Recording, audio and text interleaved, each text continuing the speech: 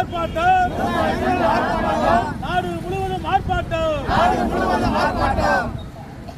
அடுத்தபடியாக நம்மளோடு கூட இருந்து உறுதுணையாக இருந்து நமக்கு மரியாதைக்குரிய செல்லப்பன் அவர்கள் ஓரளவுக்கு பாதுகாப்பு நெல் உற்பத்தியில பாதுகாப்பு கொடுக்க வேண்டியது தமிழக அரசும் மத்திய அரசும் விவசாயிகள் உற்பத்தி செய்யக்கூடிய அந்த நெல்களை முழுமையாக ஒன்று மத்திய அரசு அல்லது மத்திய அரசுக்கு ஆதரவாக தமிழக அரசு தமிழ்நாடு முதலமைச்சர் நம்ம வச்சுக்கிறோம். இது காலங்காலமாக தமிழ்நாட்டில் நடக்கக்கூடிய ஒரு நிகழ்ச்சி. அந்த நம்பிக்கையில தான் விவசாயிகள் டெல்டா மாவட்டங்களிலும் சரி, அதே போல இன்றைக்கு தமிழ்நாடு முழுவதும் உற்பத்தி ஆகக்கூடிய நெல்களை அரசு கொள்முதல் மூலம் இன்றைக்கு விட்டு வர்றாங்க.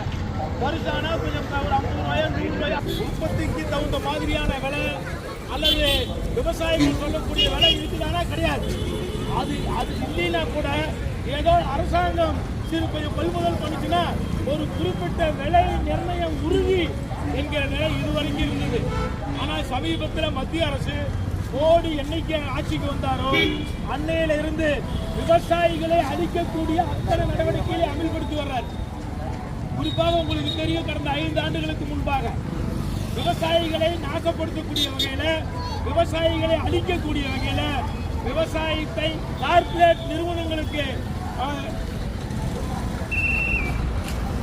அந்த கார்ப்பரேட் நிறுவனங்களுக்கு நிலத்தையெல்லாம் கொடுக்கக்கூடிய வகையில் ஒரு திட்டத்தை 3 வேளாண் சட்டங்களை இன்றைக்கு கொண்டு வந்து அமல்படுத்த முயற்சி செய்து அதற்கு எதிராக இந்திய நாடு முழுவதும் அந்த விவசாயிகள் ஒன்று திரண்டு டெல்லியில மிகப்பெரிய போராட்டத்தை ஓராண்டிற்கு மேலாக அங்கேயே தங்கியிருந்து குடியிருந்து போராட்டத்தின் விளைவு அந்த சட்டங்கள் வாபஸ் வாங்கப்பட்டன. அதற்கு பிறகு வேளாண் சந்தைப்படுத்தல் திட்டம் என்கிற ஒரு மசோதாவை பாராளுமன்றத்தில் நிறைவேற்றுவதற்கான ஏற்பாடுகளை செய்கிறாங்க. இந்த 3 வேளாண்மை சட்டங்கள் இருக்கக்கூடிய என்ன சரத்து இருக்குதோ அந்த சரத்து முழுவதும் அந்த வேளாண்மை சந்தைப்படுத்தலுங்கிற திட்டத்தில் இருக்கு. அதே அப்படி அதற்கு எதிராக வலுவான இயக்கத்தை இன்றைக்கு நாம் கடந்த காலத்தில் நடத்தியிருக்கிறோம், தொடர்ந்து நடத்திக்கிட்டு இருக்கிறோம். அது போக இன்றைக்கு இந்த நெல் கொள்முதல் அரசாங்கம் செய்யக்கூடிய நெல் கொள்முதல் நிறுத்திட்டு அரசாங்கத்துக்கு தனியார் ஏஜென்ட் மூலமாக நெல் கொள்முதலை செய்யலாம் என்கிற ஒரு உத்தரவை மத்திய அரசு இன்றைக்கு போட்டிருக்கிறது.